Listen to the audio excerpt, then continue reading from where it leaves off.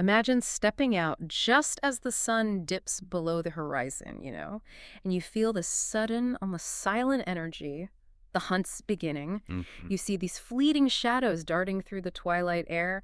Maybe ancient cultures thought they were like miniature dragons or something, Yeah, you can see why. chasing insects across the sky as it gets darker. But then, sun comes up, and they're just gone, completely vanished. Total silence. The forest is eerily quiet. It's like their whole existence is just this mystery hidden in plain sight.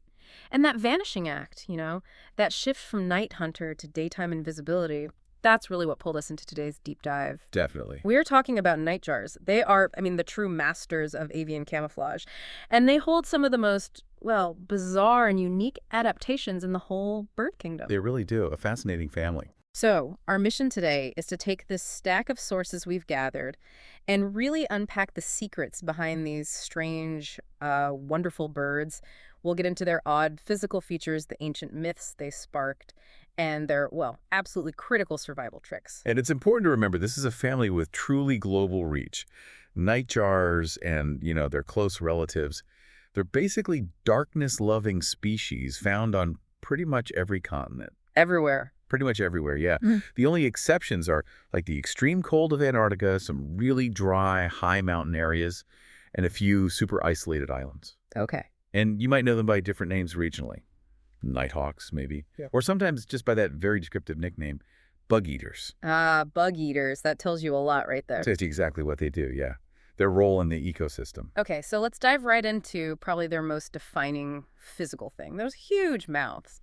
Surprisingly large. Ginormous, Really? We're talking about mouths that, compared to the bird's head size, just seem impossibly wide. It's such a dominant feature it actually used to group them with other birds that look, well, similarly strange. Yeah, the sheer scale of the mouth is what defines them. Hmm. For context, we're looking at nearly 100 species here, spread across about 20 genera. Wow, that many. Oh, yeah. And taxonomy, it changes all the time. But it's interesting that nightjars were only officially separated from their, let's call them visual cousins, the patoos and the frogmouths, just recently, in 2021. Oh, really? That recently? Yeah. But they all shared that key historical characteristic. The massive, super wide, specialized mouth built for catching insects in midair. Okay, here's where it gets really interesting because that huge mouth, it's basically responsible for this 2,000-year-old piece of folklore that spread all across Europe. The big one. This is what earned them that absolutely unforgettable nickname, the goat sucker. It's such a powerful myth, isn't it? Mm. And it stuck so hard that their actual scientific family name is Caprimulgiformes, which, if you translate it straight from the Latin, literally means goat milkers. No way. Seriously? Seriously. The ancient stories, they talk about these birds swooping down in the dark near livestock, specifically going for the udders of goats in the evening. That sounds pretty terrifying, honestly. What did people back then actually think they were seeing? Well, they definitely observed the birds flying, kind of erratically around the animals at dusk. That part was real. Right. And they probably saw them swooping low over the goat pens. But if we connect that to the scientific reality, well, we now understand they weren't attacking the goats at all. So what were they doing? They were simply hunting, targeting the swarming clouds of insects, mosquitoes, flies, midges that naturally gather around big farm animals like goats and cattle. Ah, okay. So the behavior flying low over goats, that was real. But the interpretation was just fear and bad lighting. Precisely. It's a fantastic bit of biological history that really shows the human factor, Observers were probably seeing goats getting sick or maybe milk yields dropping for some other reason, and they blamed the weirdest creature they saw flying around at night. Makes sense in a way. We can pretty much chalk the whole goat-sucking myth up to, bad lighting and, frankly, early human error in observation before we really understood nocturnal feeding habits. Which brings us neatly to their defense system. Because if you want to talk about blending in, nightjars are, well, they're the undisputed champion. Oh, absolutely. Masters of disguise. They use what's called cryptic coloration, and they look like statues carved right out of mottled tree bark. Yeah. It's this beautiful mix of black, white, gray, and just every shade of brown you can imagine in their feathers. And this strategy, it's perfected through their behavior, through really precise positioning. For the species that like to roost in trees, they actually position themselves horizontally on a branch. Horizontally, not perched upright. Nope, not like a robin or a hawk. They lay their entire body flat along the length of the wood. It maximizes that coloration, makes them look exactly like a broken piece of the branch itself. It's a total vanishing act. Needs absolute stillness, I bet. Exactly. And their whole life cycle really leans into this deception. They're mostly ground nesters. They just scrape out a small, really subtle little dip in the dirt or the leaf litter to lay their eggs. No real nest structure, then. Not really. Sometimes they might use a small ledge if one's available. Mm. And, well, unsurprisingly, their eggs are patterned perfectly, too. They just blend right into the surroundings, looking like little speckled stones or pebbles. But what happens if that camouflage fails? If a predator gets too close, I heard they have an incredible backup plan. They do. They switch to some pretty sophisticated cunning. This family shares a really critical anti-predator trick with other ground nesters, like the killdeer. Which is They fake an injury. So when a threat, let's say a pine marten or a red fox, maybe even just a dog, gets too close to the nest, Yeah. the parent bird will suddenly flutter away, but it acts like it has a broken wing or a really bad leg injury, dragging its wing, stumbling. Ah, the classic distraction display. And the goal there is just pure misdirection. It's total self-sacrifice for the family, really. Yeah. They draw the predator's attention onto themselves, leading the threat on this chase, pulling it further and further away from the hidden eggs or the chicks. Clever. And once they feel the nest is safe, the injured parent makes this miraculous recovery suddenly fine and flies back to its duties. Hmm. That level of sophisticated, deceptive parenting is it's truly remarkable in the wild. Wow. Okay, now we absolutely have to talk about the physical variety in this family because, stepping away from the camouflage for a second, some of these birds look genuinely fantastical, like something out of a myth. Oh yeah, some are really out there. The great-eared nightjar, for instance, that's a prime example of this extravagance, right? It really is. It's a giant among nightjars. You find it in Southeast Asia, in the subtropical forests there. And this bird can get up to 40 centimeters long. That's nearly 1.5 feet. Whoa. And it weighs up to 150 grams. So it's a pretty substantial bird, active only in the darkest parts of the night. And visually, what makes it stand out are those little feathery tufts on its head, right? The ears? Exactly, those tufts. When you look at photos, those tufts and that massive head give it this really distinct, almost mythological kind of gargoyle look, like a creature you'd swear was carved out of rock and just perched there. And the weirdness definitely doesn't stop there. Yeah. We have several other contenders for the, do these birds actually exist? Award. I like that. Who else is in the running?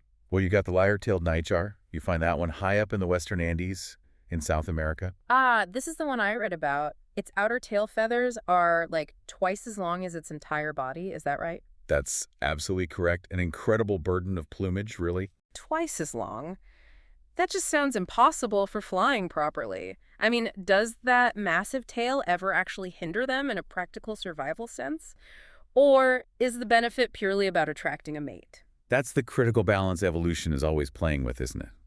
While the huge tail must affect agility to some degree, yeah, the sources strongly suggest the reproductive payoff outweighs the cost. So it's like a big costly signal. Exactly. It's Yeah. an honest signal of fitness. It shows the male has the immense resources needed to grow and maintain that kind of crazy tail structure. And then shifting continents, you've got the pennant-winged nightjar over in Africa. During the mating season, its second primary wing feather grows incredibly long and trails majestically behind it in flight, like a streaming banner or pennant. Like streamers coming off its wings. Pretty much. And even the standard winged nightjar deserves a quick mention. During its display, it grows these long shafts that extend way beyond the wings, but they're bare, like wires, except for a little flag of feathers right at the end. So it looks like it has 2 extra little tails trailing behind it. People call it the tail of 2 tails. Okay, so if we look at this whole collection of bizarre features, the giant ear tufts, the crazy long tail feathers, the wing pennants, is the unified theory behind why always about attracting a mate. Pretty much, yes. These really extravagant feathers almost certainly play a key role during those mating flight displays. The males are performing these complex aerial dances and maneuvers. Showing off. Exactly, showing off, designed to impress the female before she settles down to lay her very small clutch of eggs, usually just 1 to 3. It's all about competitive signaling and looking good for the ladies. Speaking of performance, let's circle back to feeding for a moment. They're dedicated insectivores, right? Mostly going after swarming insects like mosquitoes and flies. That's their bread and butter, yes. But because of those specialized, unusually large mouths we talked about, they aren't afraid to tackle much bigger prey, too. Like what? Oh, like large beetles, big juicy moths, even winged ants when they swarm. They're really masters of aerial hunting. That wide gape lets them just scoop things up. And they share another interesting trait with owls, which is quite fascinating. Both the adult nightjars and the growing chicks, they'll eat all the nutritious parts of their insect meals. Okay. But later on, they regurgitate the indigestible bits, the hard chitin shells, the wings, the legs, as these small, neat, condensed pellets. Ah, like owl pellets. Exactly like owl pellets, same principle. And their parenting seems incredibly efficient, especially considering they're often nesting right out in the open on the ground. Super efficient. Both the male and female share incubation duties, typically for about 2 to 3 weeks, although the female usually does spend a bit more time sitting directly on the nest. Right. But the real champion of speed and efficiency in the family, that's got to be the common poorwill. The poorwill, what makes it so special? Well, get this. The poorwill female sometimes lays a second clutch of eggs in a different spot, maybe 100 meters away from the first nest. While the first nest is still active. Exactly. Even while the male is still busy feeding the first batch of chicks. Wow. Talk about multitasking. It's incredible speed. And it's absolutely necessary because those chicks often become independent just 2 weeks or so after hatching. It minimizes the time the whole family spends vulnerable there on the ground. What's really fascinating here, though, is just the sheer difference in their travel habits within this one family. Huge variations. Absolutely enormous variation. You got resident species like the Indian nightjar, for example. It's non-migratory, spends its whole life pretty much within the same regional territory. Stays put. Stays put. But then you have the extreme long-distance travelers, like the common nighthawk. Some populations that breed way up in Western Canada, maybe Alberta. Yeah. They travel all the way down to their wintering grounds, sometimes reaching deep into the Amazon basin in South America. Incredible journeys. And then, sticking with North America, you have the ultimate survivor in the family, the common poorwill again. It does something entirely different, something truly unique in the entire bird world. Ah, yes, the really special one. It's the only bird known to enter torpor for extended periods, right? That's right, torpor.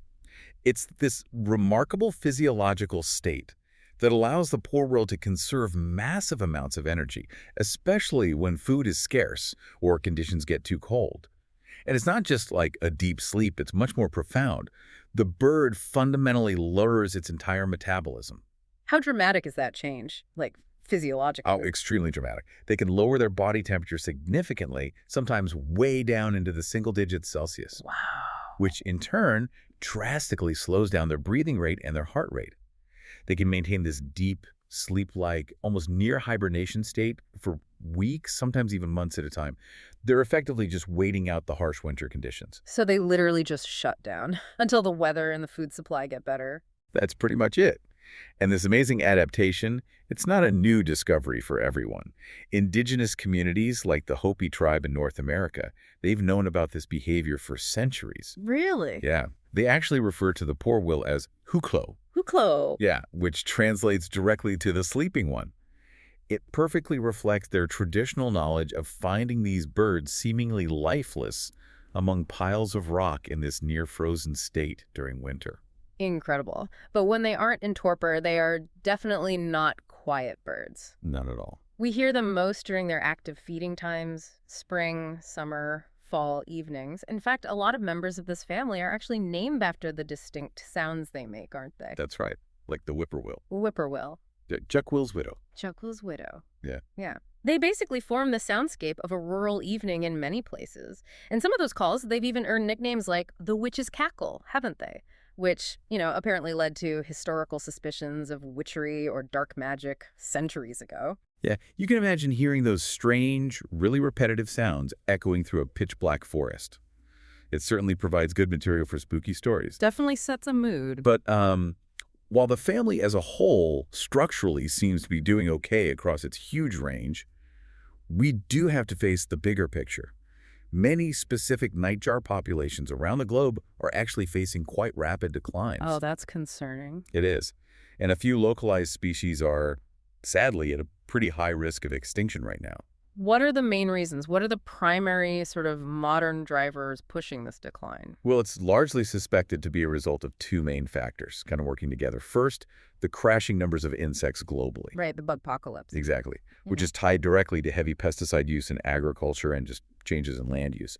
And second, of course, is massive habitat destruction and fragmentation. These birds are completely reliant on having a healthy, abundant insect population to feed themselves and especially their fast-growing chicks.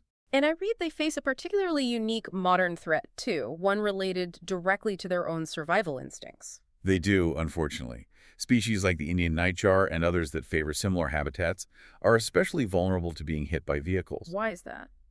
Well, they often choose to roost or even nest directly on roads, particularly gravel or dirt roads at night, where the dark surface provides really excellent camouflage. Okay.